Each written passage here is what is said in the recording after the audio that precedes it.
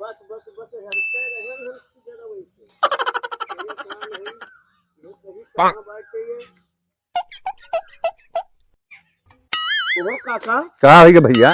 तुम्हें कब से ही अरित है कहा भाई भैया हम चला गए खत्मा हो। तो हर 2 साल से 3 सिफारिश की हन हाँ भैया। कि काका हमार ब्याह कराई दियो। हाँ बाबू कब है? तो ब्याहवा कराई दियो लेकिन तू गटई काल लियो हम। काहे भैया?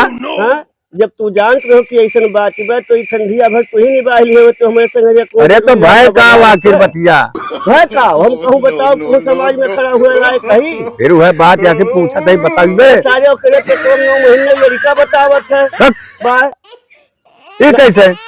चलो ना विश्वास हो चल चल हम गटई काल लियो चलो तू आओ आओ।